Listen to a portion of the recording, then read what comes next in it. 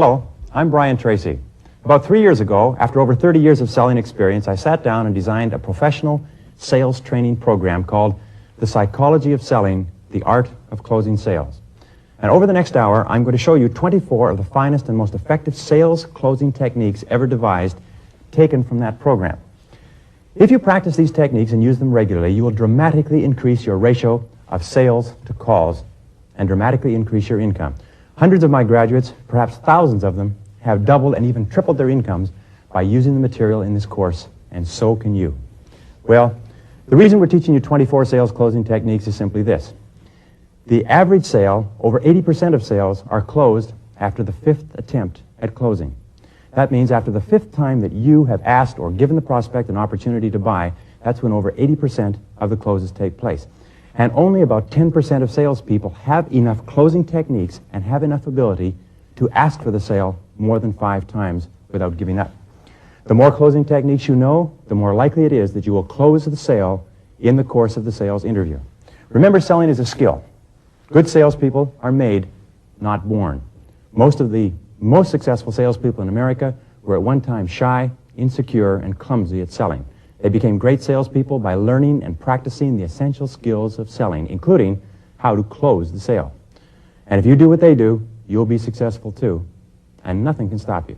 Now, please join me in our studio audience as I share the 24 most effective sales closing techniques of all time.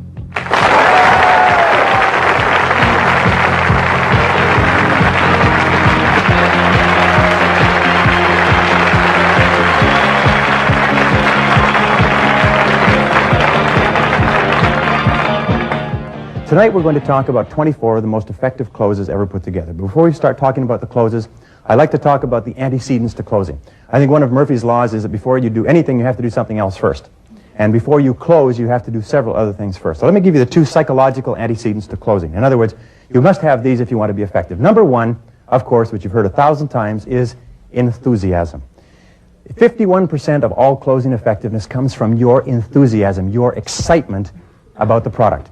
And as a matter of fact, one of the best definitions I ever heard of a sale is that a sale is what takes place when there is a transfer of enthusiasm. In other words, when you transfer your enthusiasm about the product or service into the mind of the other person, a sale takes place. Now, this requires, of course, that you have some enthusiasm to transfer into the mind of the other person, which means that the most effective salespeople know their product, they believe in their product, they love their product, and they believe that their product has very worthwhile benefits for their customer. And this is something that I suggest to you, and I've suggested to thousands of salespeople, that if you don't believe in your product, if you don't love your product, if you wouldn't use it yourself, if you wouldn't sell it to your best friend or your mother, then you're probably selling the wrong product. Because you can never get that head of enthusiasm that is transferred into the mind of the prospect that caused them to buy. Now, with regard to enthusiasm, I don't mean the rah-rah, jump-around type of enthusiasm. I mean what is called constrained enthusiasm. It's when the enthusiasm is kept inside you like a kettle, a boiling kettle with the lid put on it, so that you literally bristle with enthusiasm. You have sort of a dynamic tension of excitement about you, but it isn't in the speed of talk or it isn't in your actions. It's contained within. And constrained enthusiasm has perhaps the most powerful effect on human personality that you can imagine. As Ralph Waldo Emerson said, nothing great was ever accomplished without enthusiasm.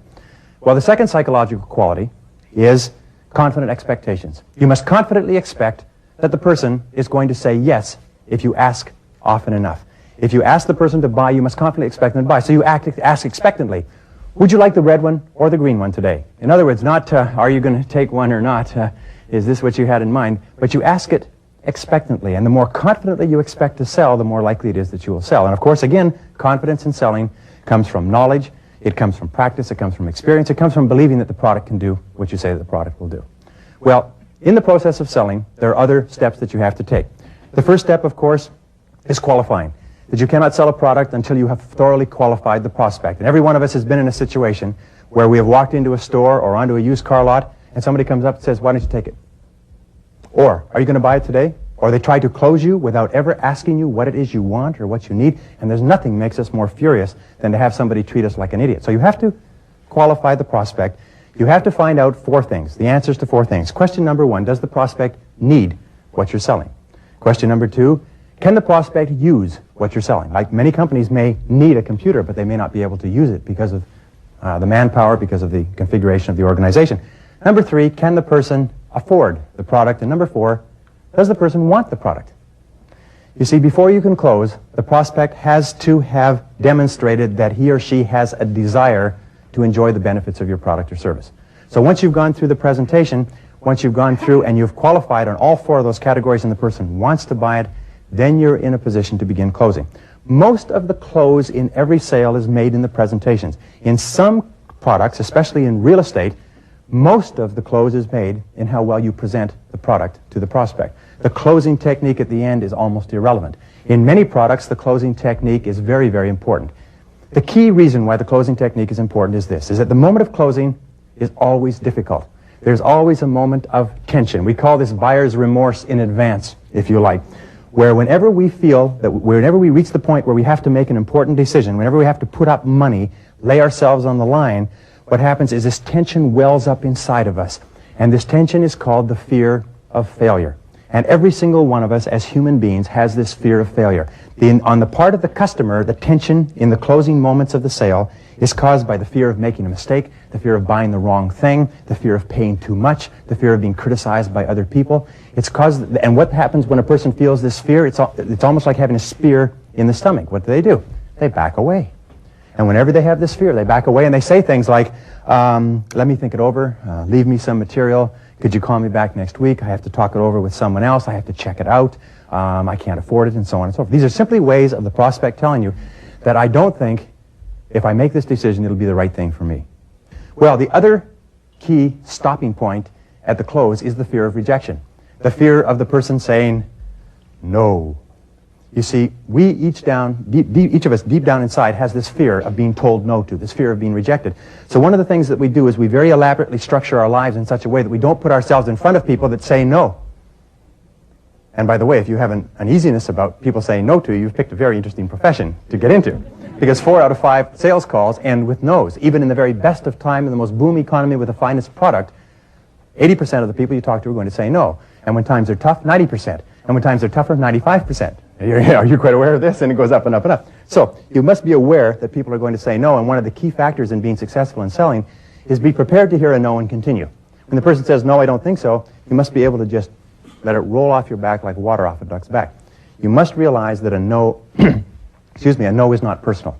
When a person says no to you, they're not saying no to you in most cases, they're saying no to a whole package of things and for a whole package of reasons.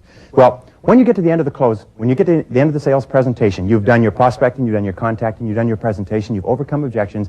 Now you come to the final moment. You know that the person wants it, but there's this approach avoidance, there's this sales resistance, there's this fear, this uneasiness, this tension starts to build up. And your job is to get through that moment, that tense moment, as rapidly and as painlessly as possible. And closing techniques are not techniques to manipulate other people. They're not techniques to get people to buy things they don't want, don't need, can't use, and can't afford. They're techniques to get people past that moment of tension. And the professional closer takes the person smoothly past the point of the close, and the unprofessional person sits there, and at the end of the presentation they say, well, what do you think? You ever done that? Well, what do you think? And you know what the person says? The tension starts to build up, boom, boom, boom, boom, boom, like Jaws, like that shark coming in, boom, boom, boom. The person says, well, I think I'll think it over. I think I have to talk it over to someone else. Even if they want it, the tension starts to build up. So in this presentation, in the next few minutes, we're going to talk about the 24 best closing techniques. Number 1 closing technique begins with getting appointments. Is there anybody here who uses the telephone to get appointments? You notice how difficult and frustrating it is. Many people do not use the telephone because they've been rejected and turned down so many times on the telephone that the very thought of it causes them to be angry and frustrated and tense. So what they do is they find every other way possible to make contacts, and the telephone, of course, is the finest and the fastest way if you know how to use it properly. So in approaching a prospect and using the telephone, the key is this, that the first thing that you say to the prospect once you have found out who it is has to be something that breaks preoccupation, grabs attention, and points to the result or benefit of the product. Now let me give you an example. I used to sell, believe it or not, sales training programs. And I would qualify my prospects and I would call and make appointments. And I found that I could get appointments 9 out of 10 times with qualified prospects using this very simple technique. What I'd do is I'd call up and I'd ask the secretary, I'd say, who is the person who makes the decisions in this area? Who's the person who makes the decisions about sales training for your sales force? They would say, well, that would be Mr. Jones. I'd say, fine. What is his first name, please? Bill Jones. I'd say, could I speak to Mr. Jones? I said, hello, Mr. Jones. This is Brian Tracy. How would you like to see a method that would enable you to increase your sales by 20 to 30% over the next 12 months? Now, if you're speaking to the right person, the question will be aimed at something that is of relevance and something that the other person needs. Now, what do sales managers sit around and think about all day long? Increasing sales. Sales being down, sales being up, but increasing sales. When you say, would you like to see a system that would enable you to increase your sales by 20 to 30% over the next 12 months? The first question, or the next question that the prospect asks is, what is it? And that's where you go into the close. And when you are telephoning for an appointment, you are telephoning to sell an appointment, not to sell a product. The biggest mistake we make is we go in to start describing our product on the telephone, and the person says, well, no, I'm sorry, I'm not interested, can't afford it, I don't have the time, and so on. So all you do is you're selling 10 minutes. You say, that's exactly what I want to talk to you about. I need about 10 minutes of your time. I'll show you what I've got, and you can judge for yourself if it's what you want. If the person says something like, and I used to hear this, they say, well, how much is it? They don't even know what it is. Have you ever heard that? How much is it? And this is the way you handle that. You say, Mr. Prospect, if it's not exactly what you're looking for, there's no charge at all. Very good response. Get the price thing out of the way. If it's not exactly what you're looking for, it doesn't cost you anything. Then the person says, well, could you tell me a little bit about it? I say, well, that's why I need just 10 minutes of your time. Just 10 minutes, I'll be able to show you what I've got, and you can judge for yourself if it's what you're looking for. Now, the person will often, now remember this, is that good prospects are always busy and hard to get to. Poor prospects are not busy, and they're easy to get to. If you call up somebody and you ask for an appointment, they say, sure, come on over anytime. You can be sure the person isn't going to buy anything from you. So you have to be very, very sharp in using the telephone. Now, the person's going to say this. The prospect is going to say this. Well, could you tell me a little bit about it? You say, yes, I would like to, but there's something I have to show you. Now, as soon as you say the word show, you've eliminated the necessity to describe it on the telephone. The person says, well, could you send me something in the mail? I say, I would like to send it to you in the mail, but you know how bad the mails are. Why don't I drop it off personally sometime this afternoon? Now, if the person is at all serious, they'll say, okay, drop it off personally sometime this afternoon. I'll say, will you be there? Yes, I'll be there. Okay, about 3 o'clock, I'll be in your neighborhood. I'll drop it off personally. Don't mail information. When people say, send me some information in the mail, what they're saying is, go away. I'm not interested. And when you send it to them in the mail, it goes right across the desk and into the wastebasket. If you're going to send things in the mail, what you do is you put it in the envelope, throw it in your own wastebasket, save yourself a stamp. We make the mistake of thinking we can throw it in the mail and we're actually making sales. No, we're not making sales. So what you ask for is 10 minutes, and this is the key expression. You be the judge. You decide for yourself if this is what you're looking for. And if you say it in that way, the person will say, well, I don't know. All I need is 10 minutes of your time, and you can judge for yourself. Because what this does is this says that you'll only be there for a short period of time. You will put no pressure on the person. You'll just show them what you've got, like an Arab trader in the bazaar lays out their wares. If the person doesn't want to select one in 10 minutes, you'll be gone. Now, I have found that if you ask for 30 minutes, you will have to wait for weeks, maybe forever. If you ask for 10 minutes, you can always be slipped in. Don't make the mistake of doing the old insurance salesman's trick. God bless the insurance industry. Of saying, how about 10 o'clock today or 2 o'clock tomorrow? This alternative close on it. Don't do that, because it's been used so many times that what it does is it insults the other person. Just say, sometime this afternoon or maybe sometime tomorrow. Be very flexible. Once the person gives you a time. Now, this is another thing they do. They say, why don't you call me on Monday, and we'll set up an appointment. And what you say to them is this. You say, look, I've got my calendar right here. Is your calendar handy? Dumb question, of course. The person's at their desk. Their calendar is handy. You say, let's set up a time right now. How about 10 o'clock Monday morning? Don't allow yourself to be put off with this call me back on Monday nonsense, because it's just another way of them avoiding seeing you. Remember, the very best customers you'll ever have are the ones you're going to have to fight to get in to see. They are the ones who are the best for you, so when they try to put you off and they try to avoid you and they try to make excuses, it's what they're saying is this may be a very, very good customer. And somebody is going to get to that prospect, and somebody is going to sell the prospect. It might as well be you. So just be persistent, be polite, be firm. Say, look, all I need is 10 minutes of your time. Just 10 minutes will do it. 10 minutes you'll be able to decide for yourself. And just sell 10 minutes. If they ask you about your product or service, say, it's too involved to go into on the phone, but take 10 minutes and I'll show you what I've got. And sell only that. See, if you cannot close on the telephone appointments, you can't even get to first base.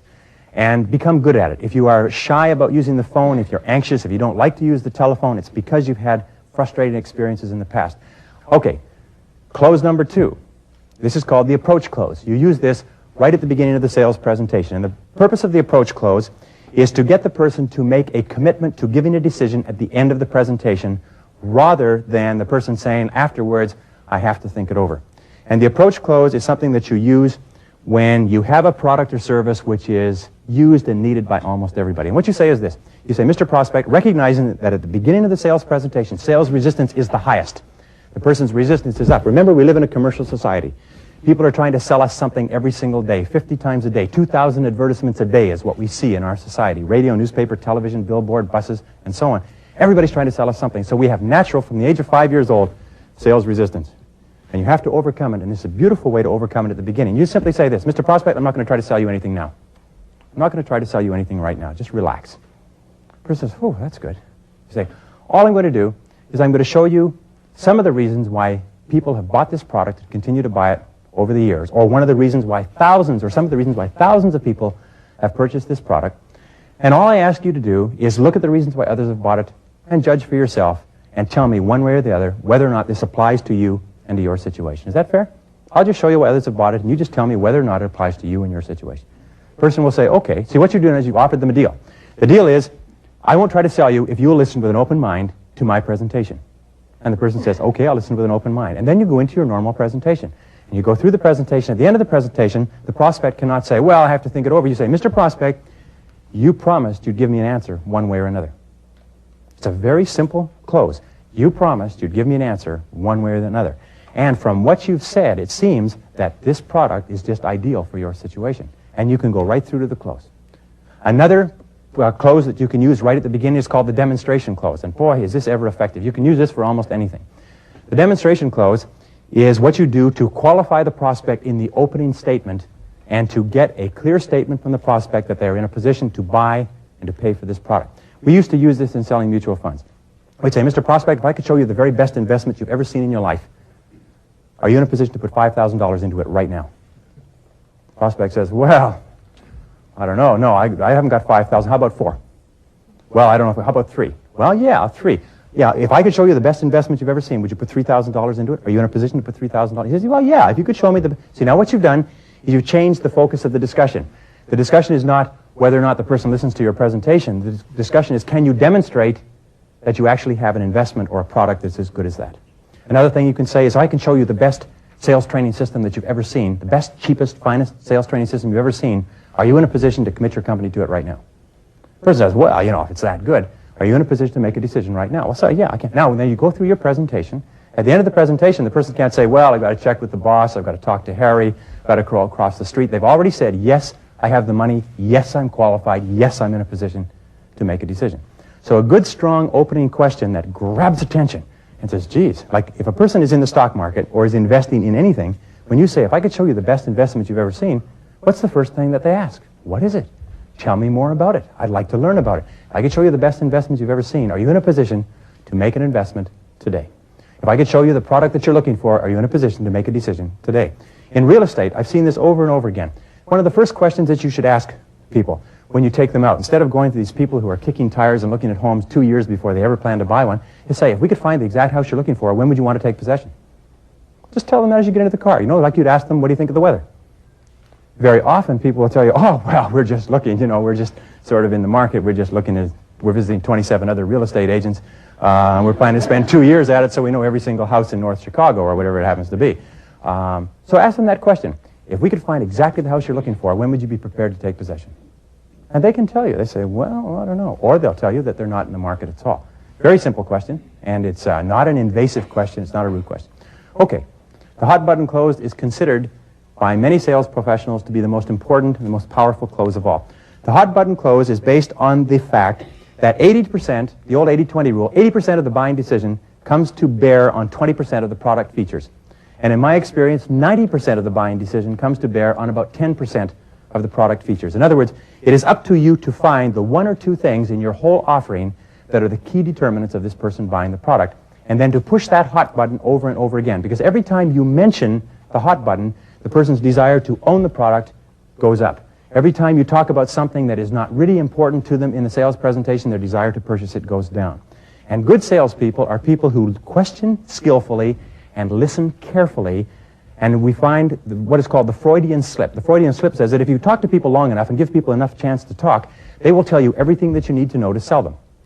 And that's why the old saying, telling is not selling, is true. You're only really selling when you're asking questions and giving them the opportunity to tell you what they're looking for, what they want, what they need, what they're concerned about, what their worries are, and listen. And the more you listen and the more you ask questions, the more likely it is that they will say, this is what I'm looking for. Nito Kabin calls this the key benefit. There's a key benefit that a prospect is looking for before they make a decision. Until they can find that key benefit, they won't make the buying decision. One of my favorite stories. Real estate agent takes a couple up to see this house. It's an old house. It's what they call a starter home, a pre-owned starter home, if you like, handyman special. Pulls up to this house, and in the backyard, this beautiful flowering cherry tree. And the salesman says to the couple, what do you think of this house? And the wife says, look at Harry, look at that beautiful flowering cherry tree. Ever since I was a girl, I wanted to have a house with a beautiful flowering cherry tree in the backyard. And Harry says, shut up, you know how Harry is, shut up. They get out, they go into the house. Salesman's no dummy, walks in behind them. Harry comes in, Mr. Tough Guy, says, geez, you're going to have to replace the steps. He says, yes, but see, that beautiful flowering cherry tree just around the corner. They walk into the house and say, geez, the carpet's gone. Yes, but from here you could see that beautiful flowering cherry tree, Mrs. Smith. And they walk through, they say, look at this living room. They have to put in new baseboards, new lights. Yes, but look at that beautiful view of that lovely flowering cherry tree. Every single room they went into, the kitchen needs new plumbing. Yes, but you can see that beautiful flowering cherry tree. The bedrooms are too small, but look at the view of that beautiful flowering cherry tree. At the end of the presentation, Mrs. Smith, who makes the buying decision in every home purchase, says, Harry, I sure do love that beautiful flowering cherry tree. In other words, this is the hot button. You push the hot button over and over again. Now, what amazes me is that salespeople will go out and talk, and people will say, boy, I'm really interested in a house with a pool. I'm really interested. Here's a beautiful house. Isn't that a beautiful yard? Yes, but it doesn't have a pool in it. Now, here's a beautiful one. You put a tennis court over there. Yes, but it doesn't have a pool. And this one has a wonderful basement, but doesn't have a pool. The person keeps saying, this is what I want, is a pool. And what you do is you listen to that hot button, and you build the sale around that. The trial close is something the professional salesperson asks throughout the presentation to find out how well they're doing. It's also called the check close. This means that you check how far along you are. So where you present part of your product and you say, what do you think of this so far? Or does this make sense to you? Or is this what you're looking for? Or is this what you had in mind? Or is this an improvement on what you're doing right now? These are check closes. Now, the wonderful thing about a check close is that the prospect can answer yes or no, and it doesn't end the presentation. If you say, is this the sort of layout that you're looking for? Prospect says no. You say, fine, well, let's look at this layout over here then. Or you can say, is this the colors that you're looking for? Prospect says yes. You say, good, well, let's look at more of the colors in this area. So the check close is like you're traveling down a road and you come to a fork, and at the fork you say, is this what you like or is that what you like? And the next fork, is this what you like or is that what you like, on the road to the close. And good salespeople ask check closes throughout. They never present one piece of information without a check close. You drive up in front of the house, you say, you like the outside look of that house? Yes or no. You come in the door, you like the entry hallway? Yes or no. Do you like this color scheme? Yes or no. Do you like the way this is laid out? Yes or no. In other words, they keep asking questions, and the questions keep giving them feedback that enables them eventually to build a picture, a composite picture of exactly what the prospect wants. The power of suggestion close is based on the fact that we are all very susceptible to the suggestive influences of people around us, which means that when a person is excited about something, excitement is contagious. When a person is enthusiastic about something, enthusiasm is contagious. So what you say in a power of suggestion close is you say, boy, you're really going to enjoy the way this car handles on the road. My brother's got one of these cars, and boy, does it ever grip the road when he's driving it. In other words, you keep talking about to the prospect about the product or service as if they've already got it. You are really going to be happy when you travel in this summer. Or you're really going to enjoy this holiday to Europe. Or you are going to love this tour. Or you're going to enjoy living in this neighborhood. This is one of the best neighborhoods in this part of the city. You talk to them as though they've already made the decision to buy, and you try to create mental pictures or pictures in their mind of what it's going to be like to use, to enjoy, to benefit, to own the product. And you create these pictures, and they go away, and they start thinking, instead of thinking, will I buy it or not, they're thinking of how they're going to enjoy it once they've purchased it. The best example of the ascending close, it's called the part-by-part close, or the yes, yes, yes close.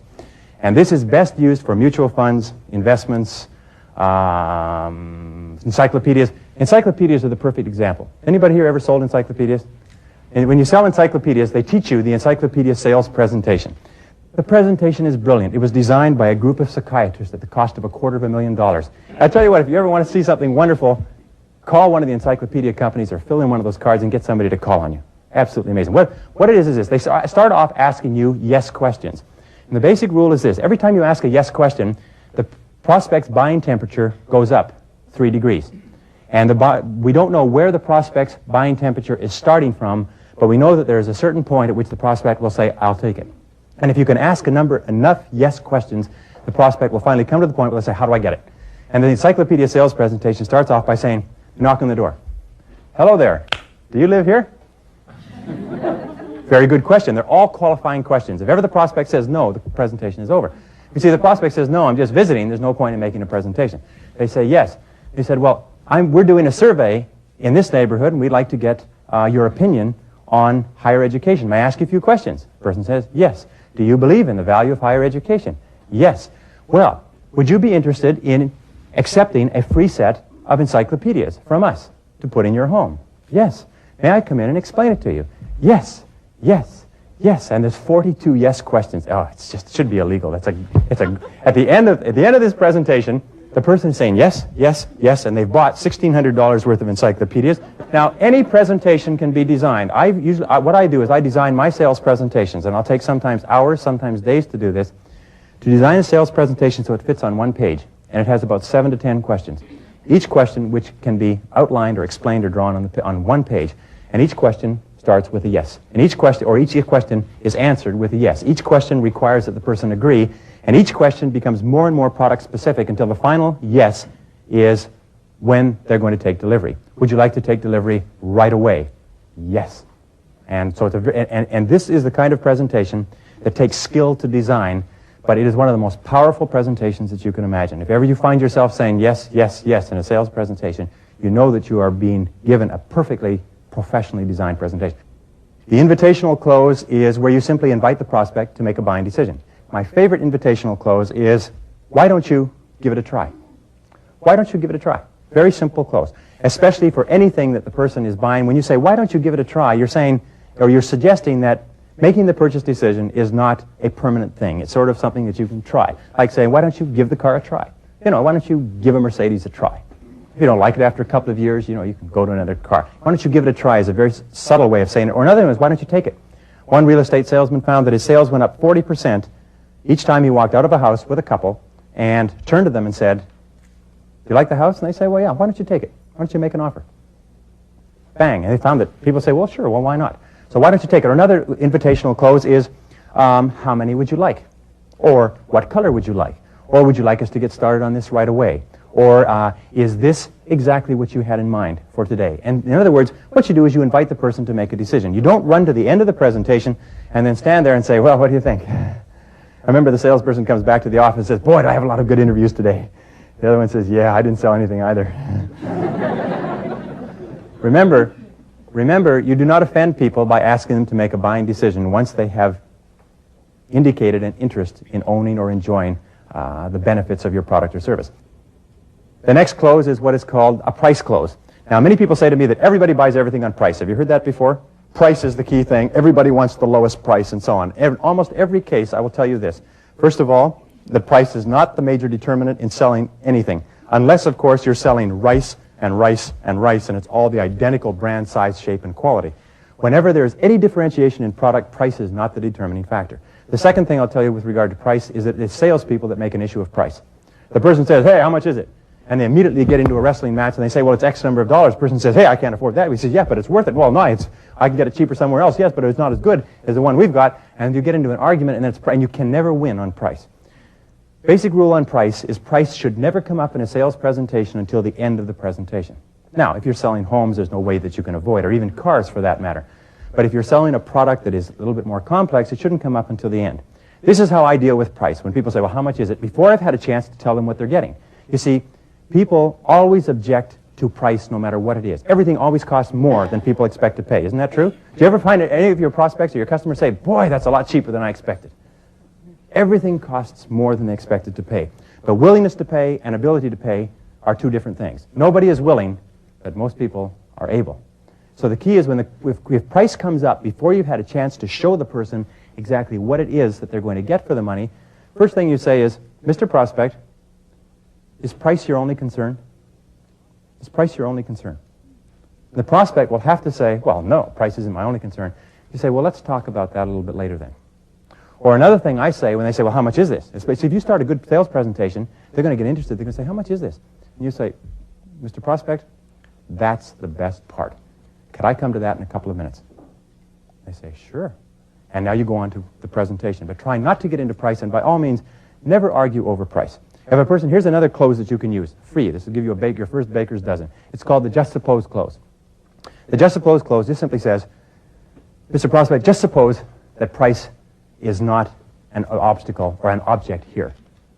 Okay, can we do that just for a second and let me finish my presentation? Persons will say, okay.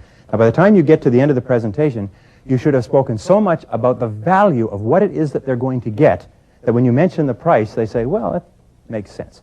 But if you ever mention the price and they say, geez, that's a lot, what they're saying is this: you haven't given me enough reasons to justify that price. By the way, when you get a price objection, what is a price objection? A price objection is a price question.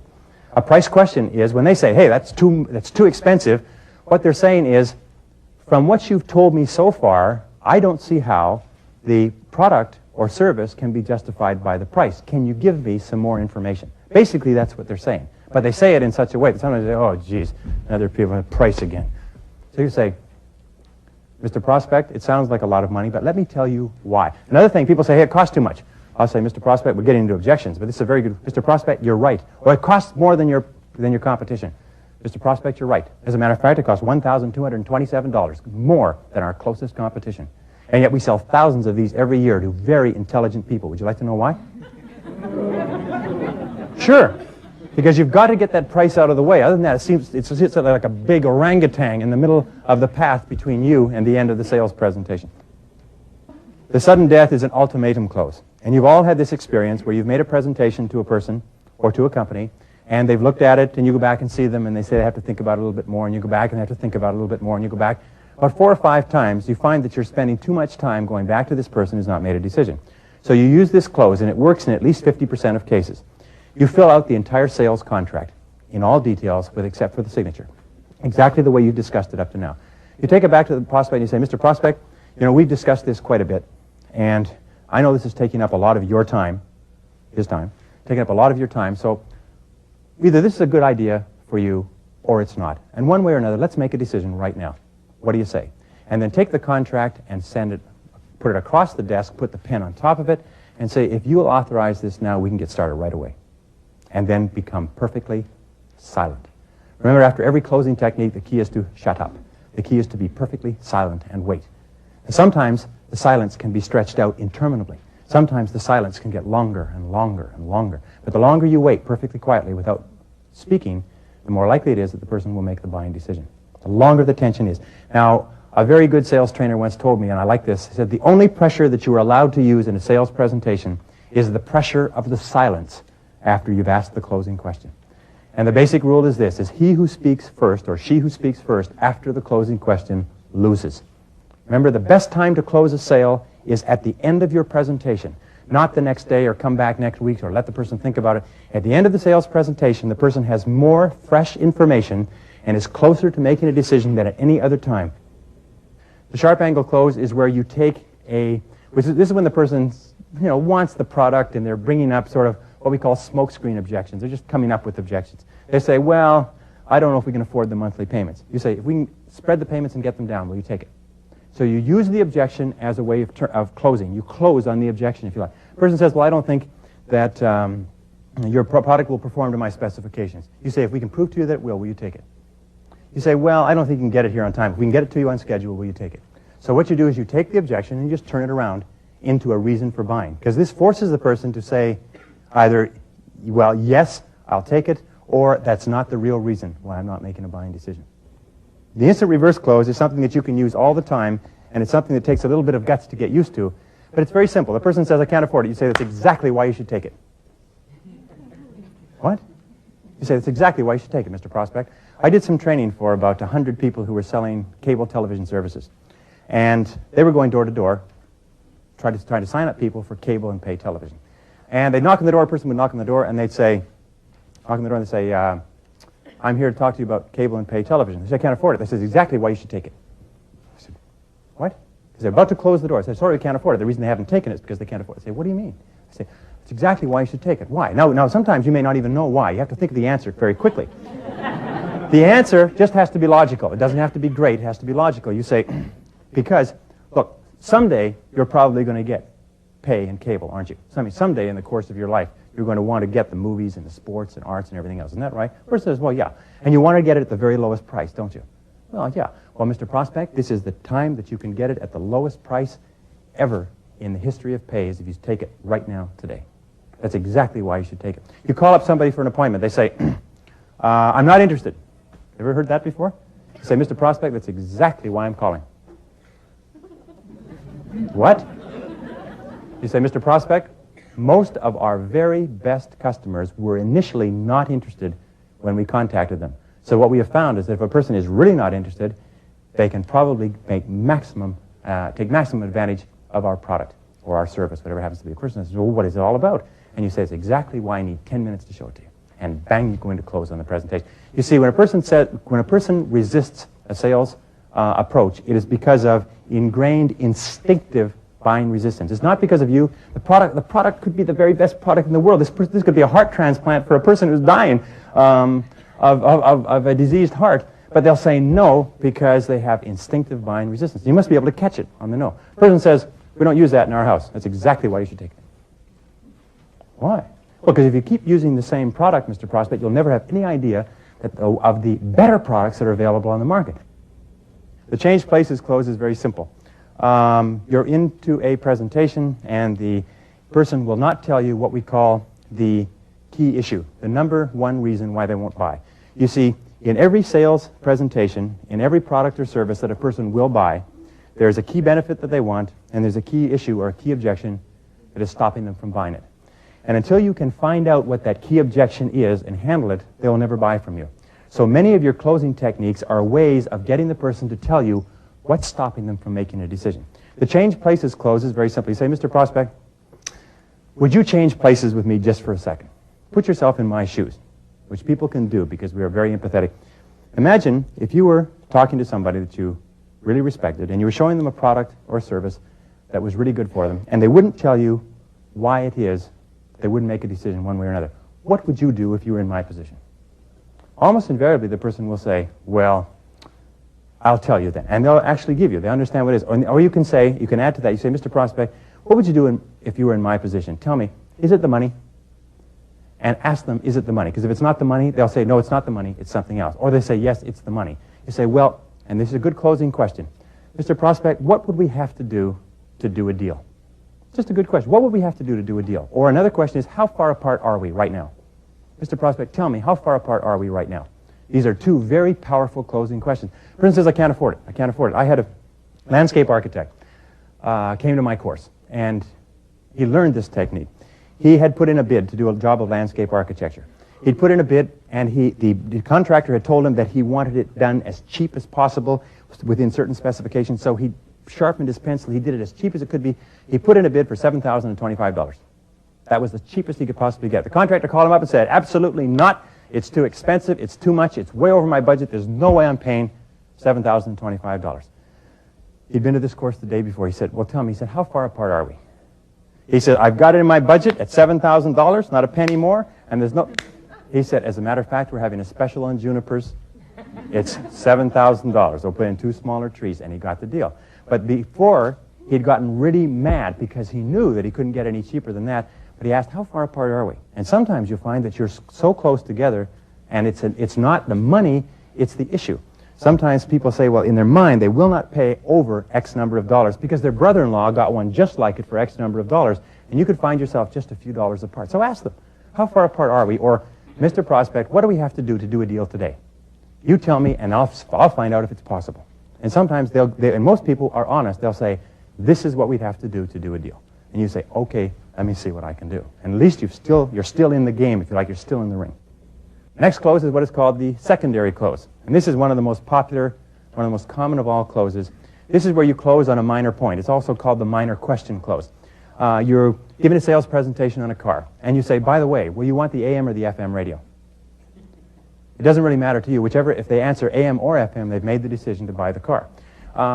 You're showing them a house. You say, by the way, would you want possession on the 1st or the 15th? They say the 15th. They've made the decision to buy the house. In other words, you ask and you close on a minor question.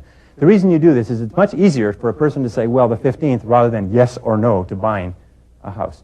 And you can always come to find a minor close. You can say, well, will that be cash or charge X? Even before the person's decided whether they want to buy. You say, will that be cash or charge? Well, I'll pay cash. They've made the buying decision. How they pay for it is a minor issue. Another closing technique is called the alternative close. And the alternative close is simply based on this rule. Never offer a prospect a choice between something and something, always between, or between something and nothing, always between something and something. Always offer them a choice between product A or product B. Which house do you like best? This one or this one? Which car do you prefer, the 2-door or the 4-door? Which type of tires do you want, the radial or the regular? And always give them the choice between the two. And what happens is the prospect will answer you and say, well, I like product A better, or I like product B better, or I don't like either product, and you can ask why. And it gives you an opportunity to continue selling. But don't ever say, do you want this or not? Always, which do you prefer? It's also called the preference close. Which do you prefer? Asking people which they prefer is a very good way of finding out where you are in the sales presentation. Another close is what is called the assumption close. And the assumption close is called talking past the sale, where you assume that the person has bought. You treat them as though they have just said, yes, I'll take it, and you walk right past it and you say, well, how would you like to make payment? You've just finished your presentation. You say, well, who's going to handle the mortgage arrangements for this? Even before they've said, yes, we'll take it or not, you say, who's going to handle the mortgage arrangements? You assume that they've taken it, you talk past the sale, and you go to wrap up the details. It's called the assumption close, and it's one of the most powerful that I've ever seen.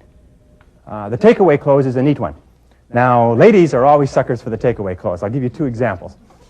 First, the example of the takeaway close is you finish the presentation, and the person hasn't said yes or no, and you don't want to say, well, what do you think? And you've answered all their objections, and they're saying, well, it seems kind of expensive, and I don't know if it's in the budget. You say, geez, we were talking about the blue one, weren't we? And you say, well, yeah. I said, we've really had a run on the blue ones. Let me call the office, or let me call the warehouse, and make sure we still have them in stock. Now, use your telephone. The person says, yes, you can use my telephone. They made the decision to buy. You see, many people don't realize how badly they want something until you suggest to them that they can't have it. And when we're growing up as teenagers, we call this playing hard to get. And you can use this in, hey, they use this in shopping all the time. You go in, you're looking, and they say, well, let me make sure we have it in your size. Oh, yeah, okay, make sure we've got it in my size. They go back and they say, yes, we do, just one left, right? Another thing, this is another closing technique they use in ladies' boutiques. I don't know who taught them this, but they all use it. Ladies in there, she's trying on something that's expensive. Never done with anything cheap. It's something that's expensive. She's trying on something that's expensive, and they have a signal. The sales clerks have a signal. They sort of go like this, or they ring a bell or something, and it causes all the other sales clerks to come running over when you've got this ridiculously expensive thing on, and they say, oh, that looks good on you, doesn't it? And all the girls sit around like hens, and they cluck. They say, yes, that looks good on you. Oh, that looks good on you. Oh, that looks good on you. And you say, really? You really think so? Oh, yes, yes, yes. And as soon as you're saying, well, okay, then they go bang like that, and they all shoot back to their customers. Isn't that right? My wife has come home with the funniest looking outfits. She comes home, she said, I want to try on this outfit. And she comes in, and you know, you want to live there, you want to go on having regular meals. She comes in, she says, be perfectly honest with me. And I'll say, I don't really think it suits you, you know. But she said, well, everybody in the store said it looked great on me. And there's only one left in my size. Right? Be very alert to that. Another close that you can use is what is called the puppy dog close. Now, the puppy dog close is one of the most powerful and best closes of all. And it's based on the old story of the kids get the parents and say, we want a puppy dog, we want a puppy dog, we want a puppy dog. And the parents say, no, damn well, you're getting a puppy dog. Well, finally they say, please, please, please take us to the pet store. So they go to the pet store. Parents are very circumspect. They say, all right. And the pet store owner, these guys are smart. They know what's going on. They say, well, look, you don't want to have to make a decision like this. Why don't you take this little puppy home and just play with it for the weekend, and if you don't like it, bring it back on Monday. And the kids say, yeah, just for the weekend, just for the weekend. The parents say, well, all right, just for the weekend, just for Sunday. Well, now, by Sunday night, the kids are indifferent to the dog, and the parents have fallen in love with it. And this works. Now, anytime you can give your prospect an opportunity to touch, taste, feel, smell, use the product, this is a puppy dog close. One of the most successful photocopy distribution companies I've ever seen has just simply one rule: place machines. And they have about 10 trucks, and they have about 30 salespeople, and all they do is they go in and they beg people to take the machine in their office for a week. That's all they do. And they sell millions of photocopy machines, because once it's been in there for a week, people get used to using it. Originally they say, hey, no way, I'm not interested, can't afford it. They use it for a week, they find the convenience of it, and they keep it. I used to have a friend who sold motorhomes. These big, expensive motorhomes, $30,000, $40,000. Now, let me tell you about a puppy dog clothes. It's beautiful. Good times and bad. This guy is one of the top motorhome salespeople in America. Somebody comes to buy a motorhome. Now, he knows that people who buy motorhomes shop motorhomes. They go to every single vendor of motorhomes in the whole world. Has anybody here ever bought a motorhome? How much time did you spend looking for motorhomes? Well, motorhome people are fanatics, and they know everything there is to know about motorhomes. So he meets them, he talks to them, he shows them through the motorhomes. He doesn't try to close them. He establishes a rapport with them. He gives them their name, or he gives them his name, gives them a card. He gets their name and address and phone number. He says, we have a newsletter that we send out on motorhomes, and we'll put you on the mailing list, and so on. Well, next Saturday, he calls them up about 10, 11 o'clock Saturday morning. Now, where is everybody 10 o'clock, 11 o'clock Saturday morning? They're at home. He said, I'd like to take you out for lunch. I'd like to show you something absolutely fantastic. I'll pick you up at your home at 12 o'clock. And they say, well, okay, see you at your home, 12 o'clock noon for lunch. And he drives up in this big $50,000 motorhome, drives up in front. He says, jump in. They get in, and they're a little bit curious. He says, I've got to show you something neat. And he takes them just outside the city that he lives in. There's a beautiful park, and the park is long, sloping hills, and then there's a lake, and there's geese that swim on the lake, and there's trees on the other side, and there's the mountains in the distance. And he pulls up in this big motorhome, and he swings a loop, and he stops so that you can sit at the table and chairs, looking out the window, this beautiful view. And they sit down. He says, sit down over here, please. And they sit down. He opens up the microwave, heats up the food, takes wine out of the refrigerator, wine in a bucket, pours the glasses, lays out the food, china. He sits them down, and he says, as they're eating, he says, oh, isn't this what you want? Isn't this nice? Wouldn't it be nice to be able to do this every single weekend? And he says, we have a special on a unit just like this. We can have you in this by tomorrow afternoon. You are set for the summer. He sells more motorhomes than you can imagine, because he gives people a chance to experience the product. The Ben Franklin close is one of the most powerful for a very simple reason. The Ben Franklin close closely parallels how you and I think. Now, you and I think when we make a decision, we weigh the pros and cons. We look at what the reasons are for making the decision and against making the decision. And the Ben Franklin close goes back to Ben Franklin, who was America's first millionaire, by the way, first self-made millionaire, Benjamin Franklin. Started off penniless. And he used to make his decisions by taking a piece of paper and drawing a line down the center, and he'd write all the reasons in favor of making the decision on one side of the paper and all the reasons opposed to it down the other side, and then he'd sit and he'd study the reasons and make his decision. Now, whenever you're selling anything complex, this is a very fine method. For the person who's having difficulty making up their mind because of a variety of different factors, you say, Mr. Prospect, let's use the Ben Franklin decision-making method. It's a very simple method. Ben Franklin used to use this, and he became one of the richest men in America making decisions on this basis.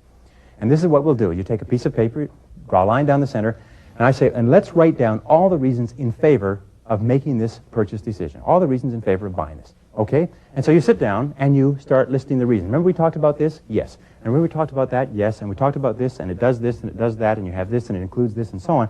You write down every single thing that you can possibly think of that was in the presentation or wasn't in the presentation. You restate all the good reasons for buying the product. And then you say, is that everything, Mr. Prospect? Can you think of anything else? Prospect says, no, I think it's everything. He says, okay, now you fill out the other side. And give him the pad of paper and the pen and sit quietly. Now, the best prospect, the sharpest prospect I've ever seen, couldn't get past item 3.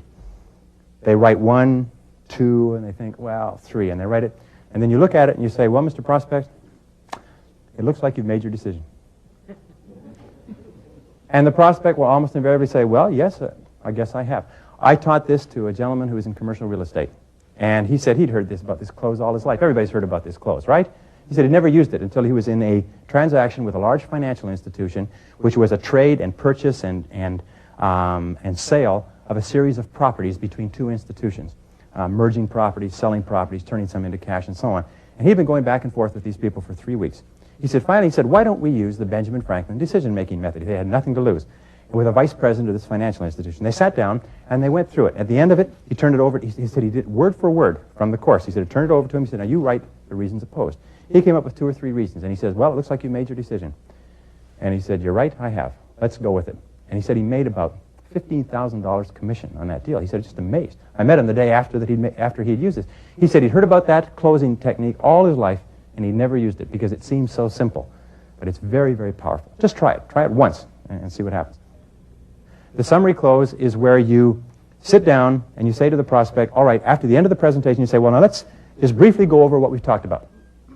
And you say, remember we talked about this, and you summarize everything that you've discussed. You summarize the feature and the benefit, the feature and the benefit, the feature and the benefit. You go through the whole list right down to the end. You say, can you think of anything else? Prospect says, no. You say then, well, why don't you give it a try?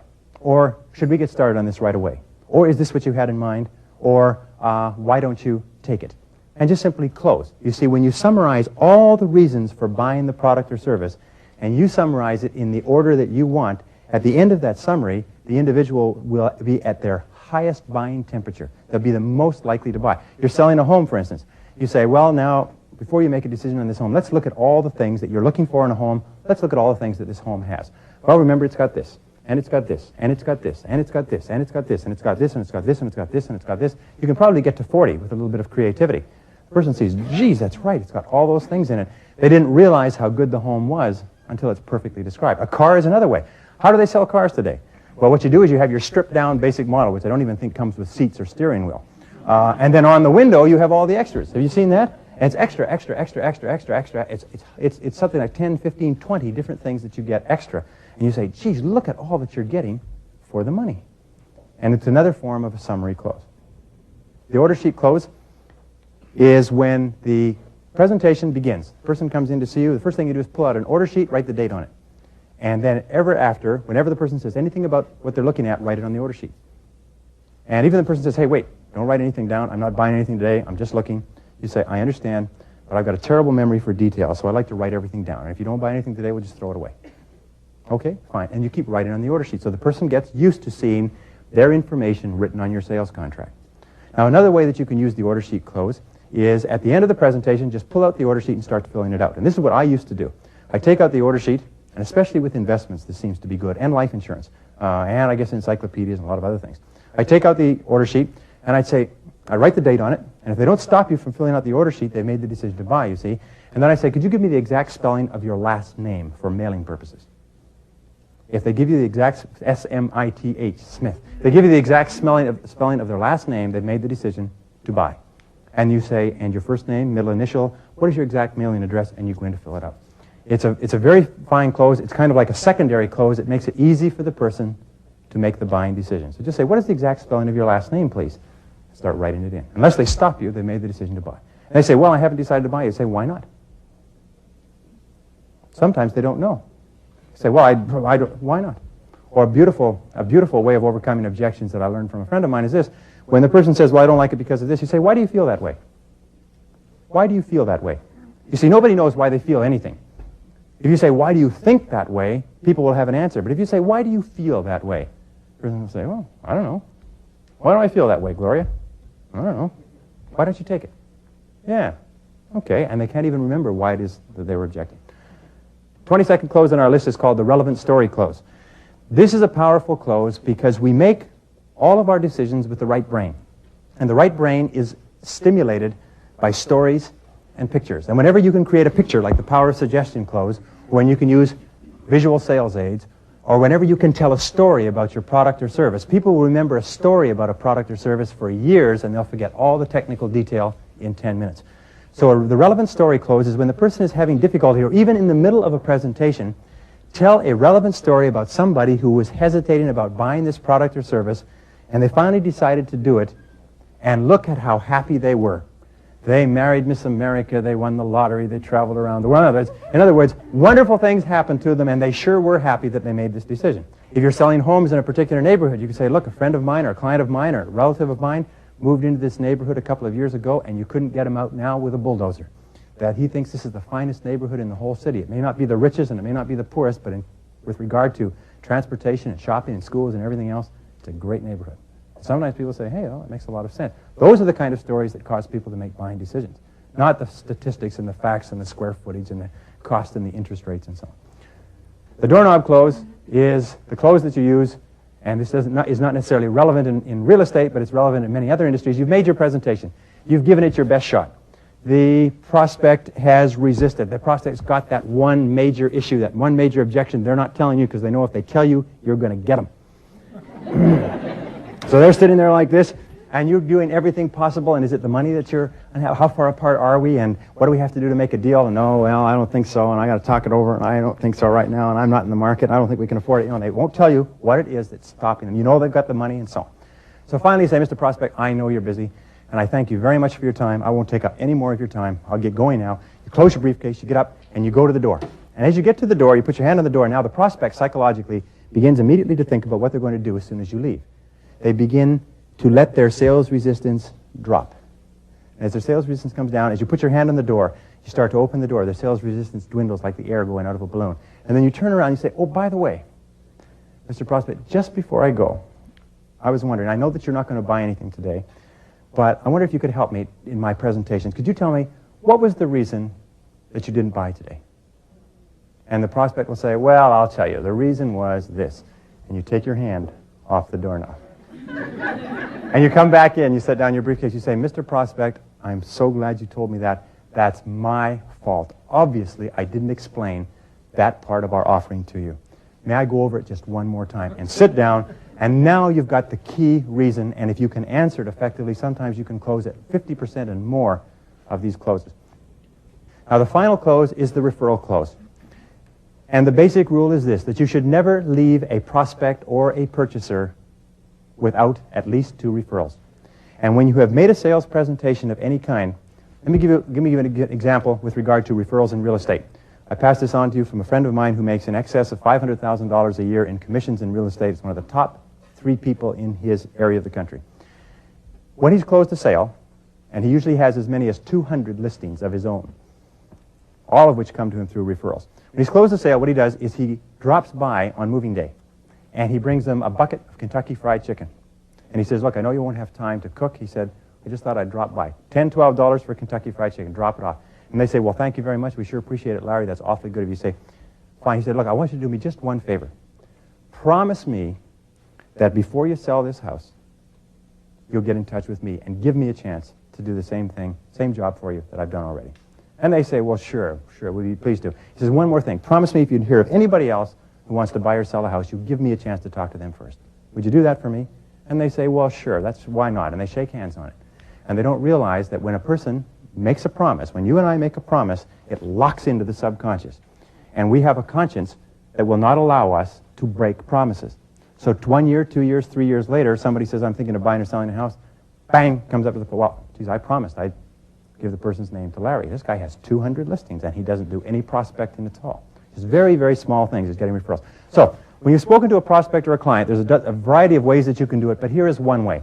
You finish speaking to the prospect, and you say to the prospect, well, say the person does not buy. You say, Mr. Prospect, I know you're not in a position to make a decision today, but could you give me the names of 2 or 3 people who you think may be able to take advantage of this offer? Now, this is called the alternative close, 2 or 3 people. The prospect will always pick 2 because it's easy. They'll say, well, yes, I can give you a couple of names, and they'll give you the names. You say, Mr. Prospect, would you happen to have their phone numbers? Now, the prospect will always give you the names that come off the top of the mind, what is called top-of-mind awareness, people that they know the best, people that they're very familiar with, people that they work with. They'll give you 2 names. You say, would you happen to have their phone numbers? Yes, they do happen to have their phone numbers. So get the phone numbers. Now you've closed on the phone numbers. Then you say, which of these prospects should I call first? Again, another alternative close. They'll say, well, call Bill first. And finally, the person has said, yes, yes, yes. He's answered affirmatively to 4 questions in a row. You say, Mr. Prospect, would you call Bill right now and tell him that I'm coming over? By this time, the prospect will say, well, sure, and they'll pick up the phone, and they'll dial and send you over to see Bill, or whoever it happens to be. Now, the reason why a referral is so much more powerful than a cold call is that with a referral, you have all the credibility of the person who is referring you. A cold call, you go in with no credibility at all. And remember, credibility, the amount that the prospect believes you, is the critical factor. Now, if you have to get to 100% credibility before the prospect will buy, if you get a referral, you come in with 90% credibility. If somebody that you know and respect sends somebody to see you, they say, look, your good friend sent me to see you. They say, well, good, come on in. What is it? And you'll give them the same treatment, the same courtesy that you would give the other person. So always ask for referrals and never leave a presentation, if you possibly can, without at least 2 referrals. Now, here's something else that you can do with regard to referrals. Go back to all of your previous customers that you can remember and call them up and ask them how they're doing. Are they happy with what they bought? Do they have any problems or questions? Is there anything that you can do for them? And if possible, go and call on them. I have a friend who's an excellent salesperson. Every January, Right after the holidays, he goes and calls on every single customer he's got. He spends 2 or 3 weeks calling on every single customer in the city and making sure they don't have any problems, making sure they're happy, and getting 2 or 3 referrals from each. And it takes him 6 months to work through those referrals. Any person who's been in selling for more than 90 days should be working off of referrals almost 100% of the time. Referrals that people give you or referrals that come to you as a result of good things that you've done in the marketplace. So those are the key closing techniques. And if you will use those closing techniques, remember, closing techniques are sales tools, and they have to be mastered through study and practice. But the more sales tools you have, it's like a craftsman, the more tools you have within your sales toolbox, if you like, the more likely you are to make a sale. For some fields of selling, you'll only need 2 or 3 closing techniques, and you'll use those all the time. But the more you know, the more opportunities you have to close. Now, here's a piece of advice which helped me dramatically when I started my career. And it's simply this: use throwaway presentations. Whenever you get into a presentation with a person who you know is not going to buy, this person is one of those people who's not going to buy anything, and you're in that presentation and you know you have nothing to lose, throw the whole book at them. Throw every closing technique and every qualifying technique and every objection technique that you can have, you can find. Because remember, you only really learn sales techniques by being in the arena with a live prospect. And if you find a person who's not going to buy, use them, because I have found, and that it's worth a fortune to you, I have found that if you will use these throwaway presentations and just sit in there and slug until you literally get thrown out, you will learn more faster about how to close good prospects than you can possibly imagine. Act boldly in selling. Remember, the key to sales success is to act boldly and to close boldly. A sales close where you say, "Why don't you take it?" is certainly far more powerful than, "Well, why don't you take it?" In other words, say it boldly. Say it like you confidently expect the other person to buy. Act as though it were impossible to fail. Ask the closing question like it is inconceivable to you that the person could say anything but yes. And practice that. Practice the tone. Remember, in communication, 7% of our communications with other people is the words we use. 38% is the tone of voice. 55% is the body language. So make sure that your body language is erect. Make sure that you look like $1 million. Make sure that your voice is strong and bold and clear, and ask. We find that the person who speaks louder and faster always seems to dominate the person who speaks more quietly and slower. Now, I'm not saying to be obnoxious, and I'm not saying to be pushy or aggressive or